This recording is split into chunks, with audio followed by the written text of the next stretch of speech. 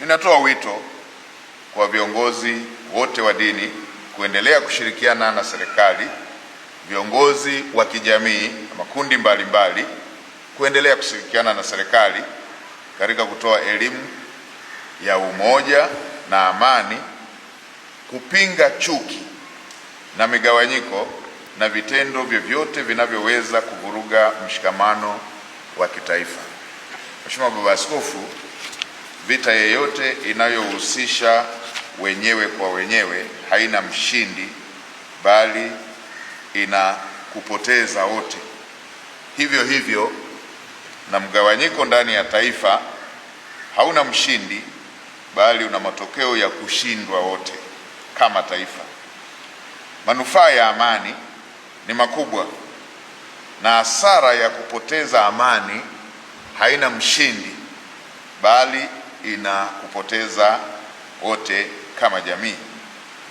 Manufaa ya amani ni makubwa na huleta maendeleo ya kiuchumi, huimarisha ustawi wa jamii na huwezesha kila mwananchi kushiriki kikamilifu katika kujenga taifa.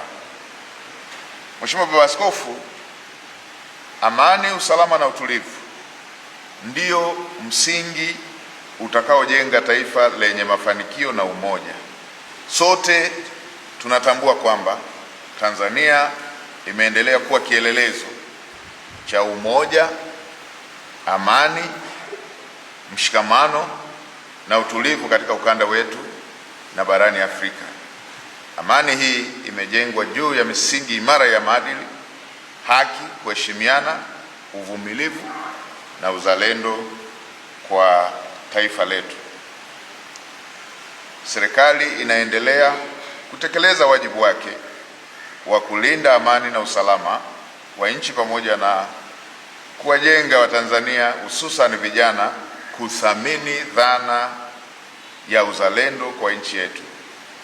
Lakini muhimu kutambua kuwa amani ya kudumu haiwezi kujengwa na serikali peke yake, bali familia, jamii, taasisi za dini nazo zina nafasi ya kipekee katika kuimarisha misingi ya amani kupitia mafundisho ya maadili, upendo, haki na kuvumiliana.